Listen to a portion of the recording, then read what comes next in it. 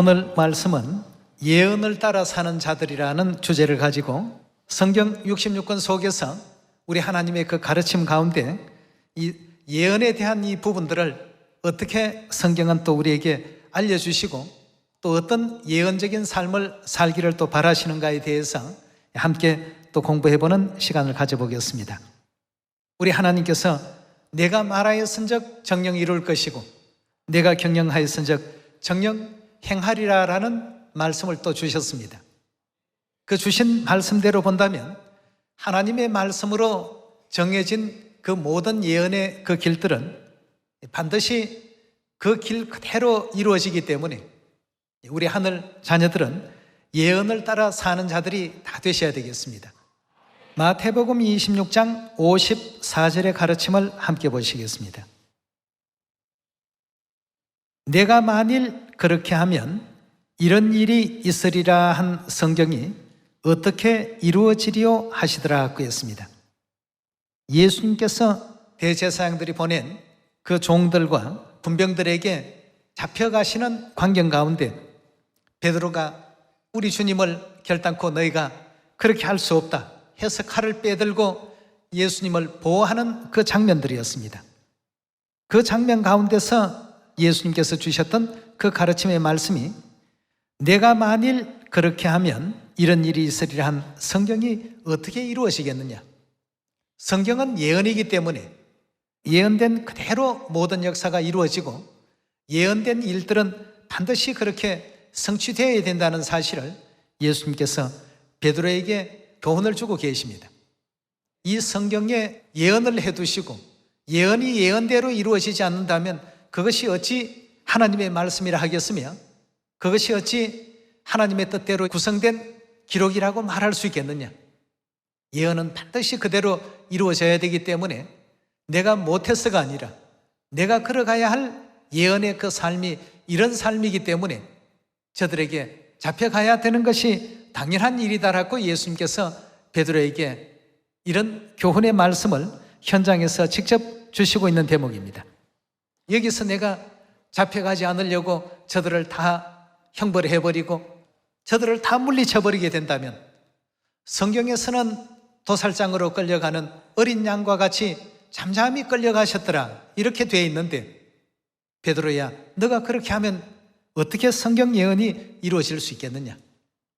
내가 만일 잡혀가지 않는다면 인류의 그 죄는 누가 대속하겠느냐. 이렇게 해서 이제 예수님께서 성경은 예언으로 되어 있고 예언으로 되어 있는 부분들은 반드시 이루어져야 된다는 사실을 우리에게 가르침을 주고 계셨습니다. 이 성경 66권은 누구의 말씀으로 되어 있습니까? 하나님의 말씀.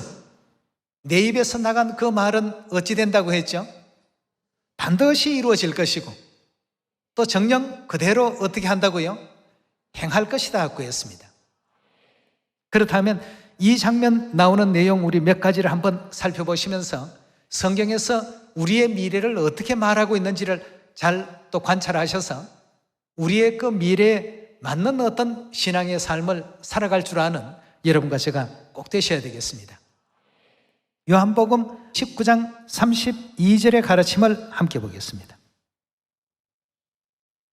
군병들이 가서 예수와 함께 못 박힌 첫째 사람과 그 다른 사람의 다리를 꺾고 예수께 이르러서는 이미 죽은 것을 보고 다리를 꺾지 아니하고 그중 한 군병이 창으로 옆구리를 찌르니 곧 피와 물이 나오더라 하고 했습니다.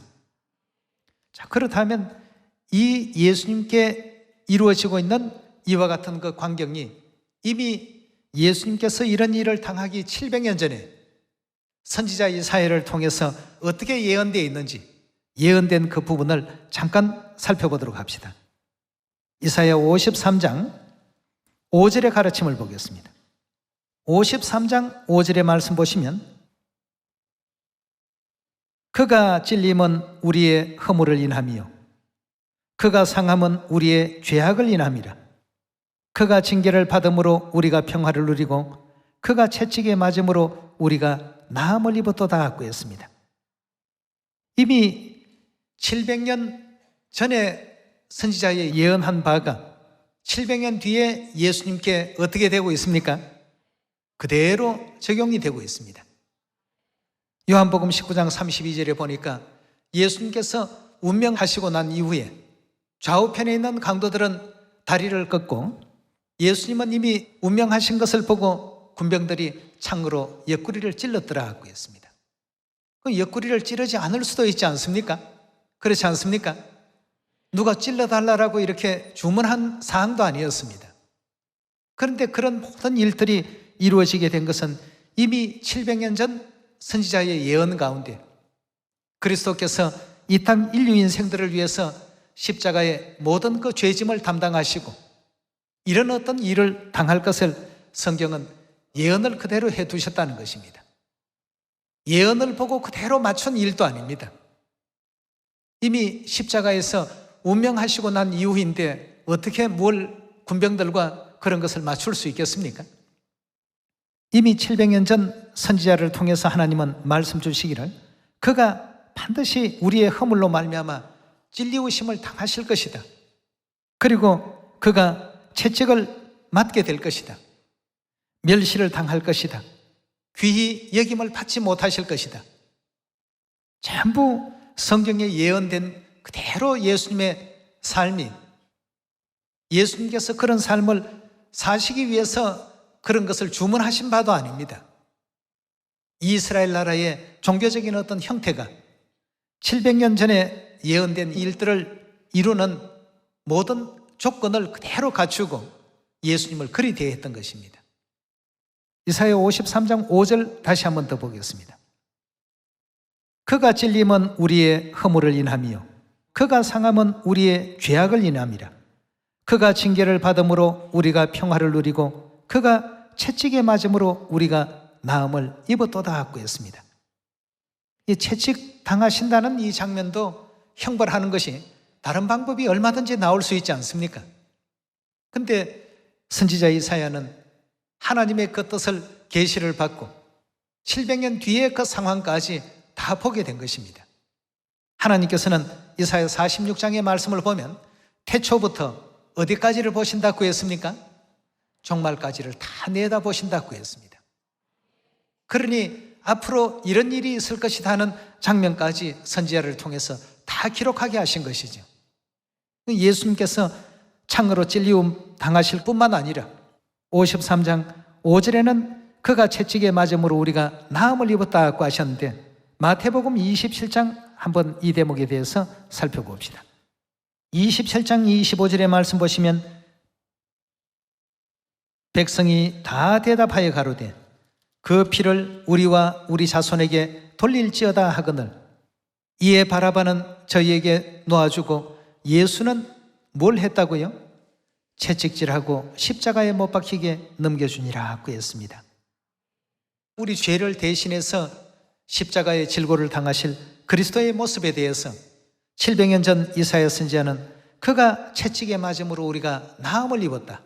우리 죄를 대신하셨다는 이 사실에 대해서 예수님께서 걸어가신 모든 삶을 700년 전에 고스란히 부분마다 아주 정밀하게 이렇게 예언으로 표현을 다 해놓으셨던 것입니다. 그리고 예수님께서 살아가신 이런 어떤 삶뿐만 아니라 예수님의 그 죽으심에 대한 문제까지도 정확하게 언급을 해놓으셨습니다. 마태복음 우리 27장 57절에 가서 계속 보도록 하겠습니다. 27장 57절입니다. 저물었을 때에 아리마대 부자 요셉이라 하는 사람이 왔으니 그도 예수의 제자라. 빌라도에게 가서 예수의 시체를 달라 하니 이에 빌라도가 내어주라 하거늘 요셉이 시체를 가져다가 정한 세마포를 사서 바위 속에 판 자기 새 무덤에 넣어두고 큰 돌을 굴려 무덤 문에 놓고 가니 거기 막달라 마리아와 다른 마리아가 무덤을 향하여 앉았더라 하고 했습니다. 여기 지금 주신 이 내용을 보니까 예수님의 그 시체를 어디에 장례지냈습니까? 아리마대 부자 요셉이라는 사람의 그 묘실에 안치했습니다. 부자인 아리마대 요셉의 묘실에 안치된 이것 역시도 어디에서 이미 예언되어 있습니까? 우리가 그리스도께서 이루어 가시는 모든 일들을 그저 평범한 일상처럼 보기가 쉽습니다만 이런 모든 일들이 성경에 예언이 되어 있더라는 것입니다. 어떻게 예언이 되어 있는지 이사야 우리 53장 한번 넘겨보도록 합시다. 8절의 말씀 보도록 하겠습니다. 그가 곤욕과 신문을 당하고 끌려갔으니 그 세대 중에 누가 생각하기를 그가 산자의 땅에서 끊어지면 마땅히 형벌받을 내 백성의 허물을 인함이라 하였으리요. 그는 강포를 행치 아니하였고 그 입에 괴사가 없었으나 그 무덤이 악인과 함께 되었으며 그 묘실이 누구와 함께 되었다고요? 부자와 함께 되었도다 하고 했습니다. 부자 아리마대 요셉의 자기가 이제 장차 죽게 될 것 같으면 자기의 그 묘실로 서기 위해서 준비해 놨던 그 묘실에 예수님을 모시게 되는 일이 벌어지게 된 것입니다. 이런 모든 일들을 보면 예수님께서 이루어지는 모든 일들이 평범한 일상에서 일어날 수 있는 일처럼 보이는 일들이었지만 실제는 성경과 선지자들이 이미 예언을 전부 해놓으신 대로 이루어졌습니다. 여러분, 이런 장면 하나하나를 우리가 볼 때마다 예언이라고 하는 것은 정말 어떻습니까? 우리 임의대로 좌지우지 할 수 없는 그러한 것이 바로 뭡니까? 예언이라고 볼 수 있겠습니다. 예언은 반드시 이루어집니다. 왜냐하면 하나님의 말씀이기 때문에. 내가 말하였은즉 정령 이룰 것이요 경영하였은즉 정령 행하리라 하신 그 말씀과 같이 우리 하나님께서 말씀하신 그 말씀이 예언이요 하나님께서 경영해 가시는 그 모든 일들이 또한 예언입니다. 그러니 오늘날 우리 하늘 백성들은, 하나님의 자녀들은 그 예언대로 어찌해야 되겠습니까? 우리의 어떤 그 삶도 예언대로의 어떤 삶을 살아가는 것이 가장 지혜롭고 가장 현명한 우리 복음의 결과를 가져올 수 있다라고 이렇게 볼 수 있습니다. 구약 역사 속에서 우리가 한 가지 또 참고해야 할 만한 대표적인 예언의 사례를 창세기 41장을 통해서 알아보도록 합시다. 창세기 41장 1절의 말씀 보시면 만 2년 후에 바로가 꿈을 꾼적 자기가 하숫가에 섰는데 보니 아름답고 살찐 7 암소가 하수에서 올라와 갈밭에서 뜯어먹고 그 뒤에 또 흉악하고 파리한 다른 7 암소가 하수에서 올라와 그 소와 함께 하숫가에 섰더니 그 흉악하고 파리한 소가 그 아름답고 살찐 7 소를 먹은지라. 바로가 곧 깨었다가 다시 잠이 들어 꿈을 꾸니 한 줄기에 무성하고 충실한 7 이삭이 나오고 그 후에 또 세악하고 동풍에 마른 7 이삭이 나오더니 그 세악한 7 이삭이 무성하고 충실한 7 이삭을 삼킨지라. 바로가 깬적 꿈이더라. 아침에 그 마음이 번민하여 보내어 애굽의 술객들과 박사를 모두 불러 그들에게 그 꿈을 고하였으나 그것을 바로에게 해석하는 자가 없더라. 자, 이렇게 해서 이제 결국 야곱의 그 아들이었던 요셉을 불러서 그 꿈과 거기에 대한 어떤 뜻을 해석하게끔 그렇게 했던 것입니다. 16절의 말씀 보겠습니다. 요셉이 바로에게 대답하여 가로되 이는 내게 있는 것이 아니라 하나님이 바로에게 평안한 대답을 하시리이다. 바로가 요셉에게 이르되 내가 꿈에 하숫가에 서서 보니 살찌고 아름다운 7 암소가 하숫가에서 올라와 갈밭에서 뜯어먹고 그 뒤에 또 약하고 심히 흉악하고 파리한 7 암소가 올라오니 그같이 흉악한 것들은 내가 애굽 땅에서 아직 보지 못한 것이라. 그 파리하고 흉악한 소가 처음에 7 살찐 소를 먹었으나 먹은 듯 하지 아니하여 여전히 흉악하더라. 내가 곧 깨었다가 다시 꿈에 보니 한 줄기에 무성하고 충실한 7 이삭이 나오고 그 후에 또 세악하고 동풍에 마른 7 이삭이 났더니 그 세악한 이삭이 좋은 7 이삭을 삼키더라. 내가 그 꿈을 술객들에게 말하였으나 그것을 내게 보이는 자가 없나니라. 요셉이 바로에게 고하되 바로의 꿈은 하나이라. 그러니까 앞에 소에 대한 꿈이나 이삭에 대한 꿈이 다 같은 내용입니다라는 뜻으로 이제 설명하고 있습니다. 하나님이 그 하시는 일을 바로에게 보이심이니이다. 7 좋은 남소는 7회를 뜻하고 7 좋은 이삭도 7회니 그 꿈은 하나이라. 27절입니다. 그 후에 올라온 파리하고 흉악한 7소는 7년이요 동풍에 말라 속이 빈 7 이삭도 7회 흉년이니 내가 바로에게 구하기를 하나님이 그 하실 일로 바로에게 보이신다 함이 이것이라. 온 애굽 땅에 7회는 큰 풍년이 있겠고 후에 7회 흉년이 들므로 애굽 땅에 있던 풍년을 다 잊어버리게 되고 이 땅이 기근으로 멸망되리니 후에 든 그 흉년이 너무 심하므로 이전 풍년을 이 땅에서 기억하지 못하게 되리이다. 바로께서 꿈을 2번 겹쳐 꾸신 것은 하나님이 이 일을 정하셨습니다. 속히 행하시리니 이제 바로께서는 명철하고 지혜 있는 사람을 택하여 애굽 땅을 치리하게 하시고 바로께서는 또 이같이 행하사 국중에 여러 관리들을 두어 그 7회 풍년에 애굽 땅 5분의 1을 거두되 그 관리로 장차 올 풍년에 모든 공물을 거두고 그 공물을 바로의 손에 돌려 양식을 위하여 각 성에 적치하게 하소서. 이와 같이 그 공물을 이 땅에 저장하여 애굽 땅에 임할 7회 흉년을 예비하시면 땅이 이 흉년을 인하여 멸망치 아니하리이다. 고 이렇게 예언을 했습니다. 정말 그 요셉의 해석대로 애굽 땅에는 7년간 전래 복이 드문 풍성한 풍년이 들었습니다. 7년 동안은 굉장히 풍성한 풍년이 들었는데 그 7년의 풍년이 끝나고 난 그 다음 해부터는 7년 동안 정말 참 복이 드문 흉년이 이제 오게 된 것입니다. 자, 이와 같은 어떤 일들도 하나님께서 한 사람을 통해서 미래에 일어날 일들을 다 이와 같이 예언케 하시고 또 그 예언하신 그대로 그 모든 일들을 진행하시고 이루어 가신다는 것을 우리 성경을 통해서 살필 수 있는 대목이 되겠습니다. 이미 지나간 일 속에서 우리가 예언과 예언이 이루어진 성취의 관계를 지금 보고 있습니다만 문제는 우리들입니다. 오늘을 살고 있는 우리의 그런 미래는 과연 어떻게 예언되어 있을까?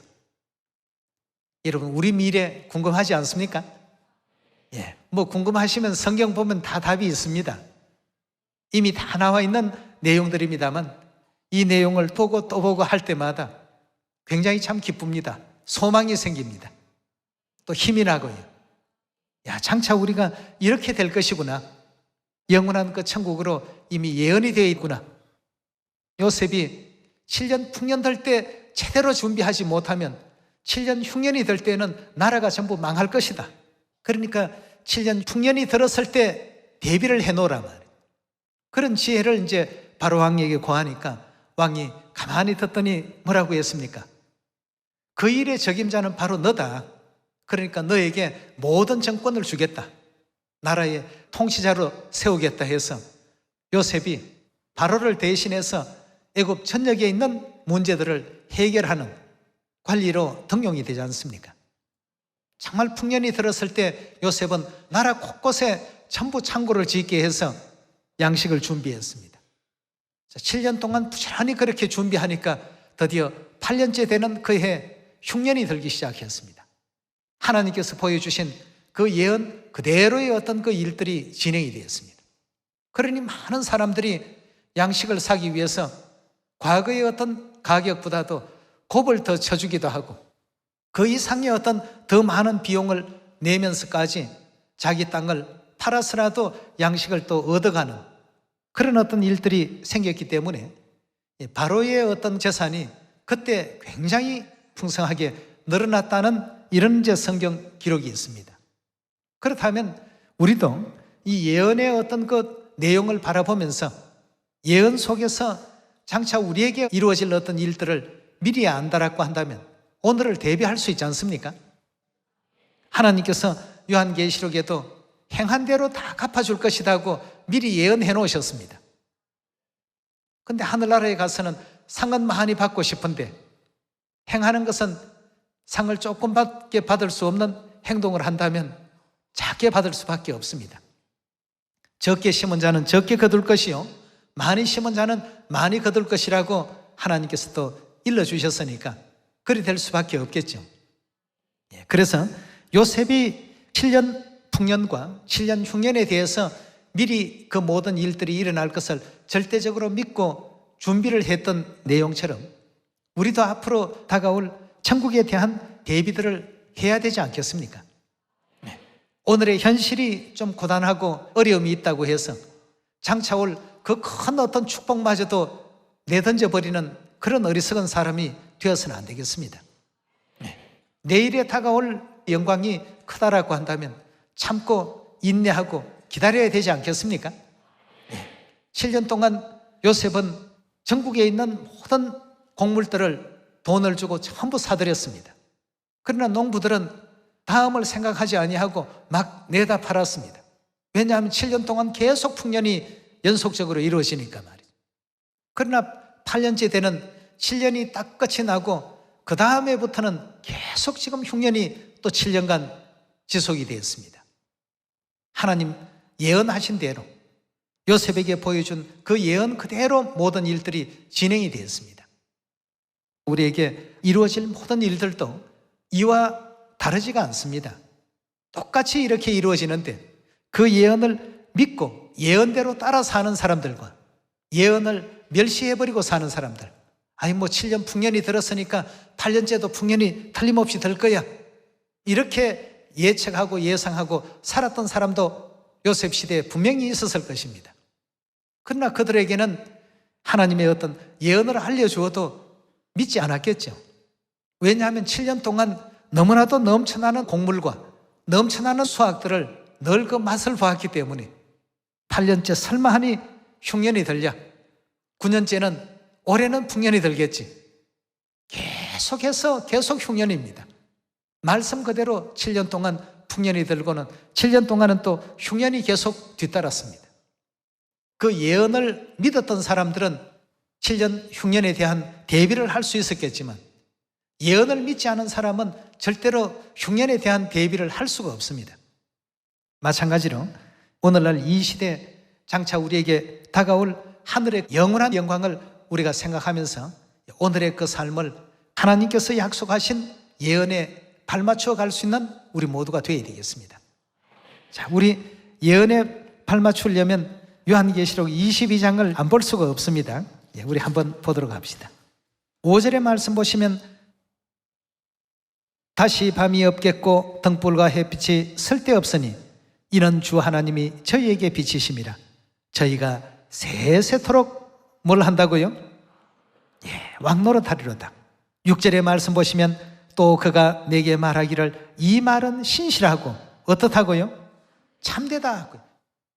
이건 절대 거짓이 없는 참된 하나님의 예언의 말씀이요, 또 예언의 계시요, 예언의 약속이니까 이 말씀은 참되고 진실한지라 고 이렇게까지 분명히 말씀을 주셨습니다.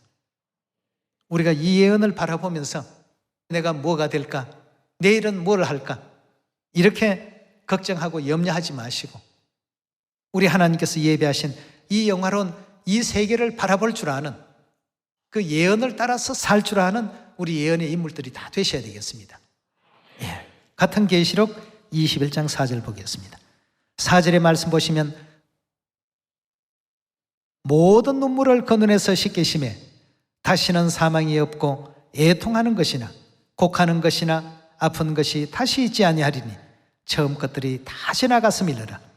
보좌에 앉으신 이가 가라사대 보라 내가 만물을 새롭게 하노라 하시고 또 가라사대 이 말도 어떻다고요?